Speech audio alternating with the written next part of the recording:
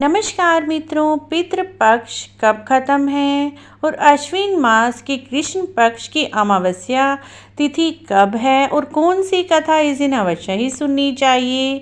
तो इस बार 2022 में सर्व पितृ अमावस्या 25 सितंबर 2022 को है। अमावस्या का बहुत ही खास महत्व होता है। दरअसल यह पितरों की विदाई का दिन होता है। इस दौरान यदि कोई श्राद्ध तिथि हम नहीं कर पाए हैं तो इसी तिथि पर यदि हम श्राद्ध करते हैं तो वह श्राद्ध भी हमारे पितरों को प्राप्त होता है। इस दिन सर्व पितृ अमावस्या पर कथा भी अवश्य ही सुननी चाहिए। सर्व पितृ अमावस्या की कहानी इस प्रकार है। एक बार अक्षोदा ने 1000 वर्ष तक तपस्या की, जिससे प्रसन्न होकर देवताओं के पितृगण उसे आशीर्वाद देने के लिए पहुँचे। अश्विन अमावस्या के दिन वह उपस्थित हुए। उन्होंने अक्षोदा से कहा, हे पुत्री, हम सभी तुम्हारी तपस्या से बहुत प्रसन्न हैं, इसीलिए जो चाहो वर मांग लो। लेकिन अक्षोदा ने अपने पितरों की तरफ ध्यान नहीं दिया और एक अति तेजस्वी पितृ अमावस्या की ओर आसक्त हो गई। लगातार उन्हें निहारती रही।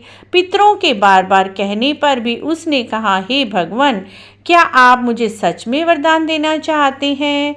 इस पर तेजस्वी पितृ अमावस्या ने कहा, हे अक्षोदा, वरदान पर तुम्हारा अधिकार है, इसीलिए निसंकोच कहो। अक्षोदा ने कहा, भगवान, यदि आप मुझे वरदान देना ही चाहते हैं तो मैं तत्क्षण आपके साथ रमण कर आनंद लेना चाहती हूँ। अक्षोदा के इस तरह कहे जाने पर सभी पितृ क्रोधित हो गए। उन्होंने अक्षोदा को शाप दिया कि वह पितृलोक से पतित होकर पृथ्वीलोक पर जाएगी। पितरों के इस तरह शाप दिए जाने पर अक्षोदा पितरों के पैरों में गिरकर रोने लगी। इस पर पितरों को दया आ गई। उन्होंने कहा, अक्षोदा, तुम पतित योनि में शाप मिलने के कारण मत्स्य कन्या के रूप में जन्म लोगी। पितरों ने आगे कहा, भगवान ब्रह्मा के वंशज महर्षि पार्शर तुम्हारे पति के रूप में होंगे और तुम्हारे गर्भ से भगवान व्यास का जन्म होगा। उसके बाद अन्य दिव्य वंशों में जन्म लेते हुए तुम शाप मुक्त होकर पुनः पितृलोक में वापस आ जाओगी। पितरों के इस तरह से कहे जाने पर अक्षोदा शांत हुई।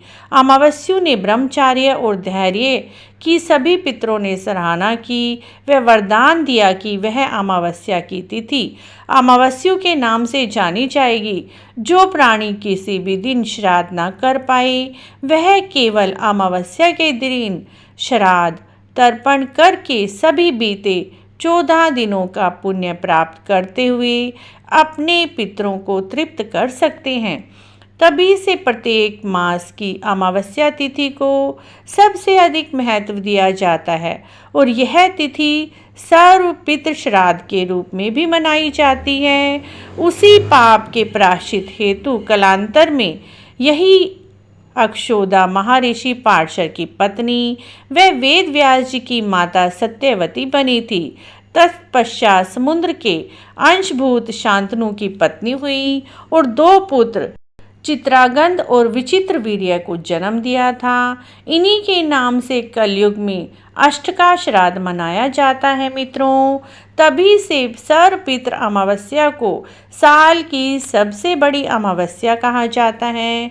इस दिन जो व्यक्ति अपने पितरों के नाम 16 ग्रास निकालते हैं उन्हें अक्षय पुण्य की प्राप्ति होती है। उनके पितरों को जल पानी ग्रहण होता है और उनके पितृ तृप्त होकर उन्हें आशीर्वाद देते हैं। तो मित्रों, आपको सर्व पितृ अमावस्या की कहानी कैसे लगी? सर्व पितृ अमावस्या पे इस कहानी को सुनने से उत्तम फलों की प्राप्ति होती है। अगर आपको यह कहानी अच्छी लगी है तो प्लीज़ हमारे चैनल को जरूर सब्सक्राइब करें, लाइक करें, वीडियो को शेयर भी करें, कमेंट भी करें। जय पितृ अमावस्या की जय।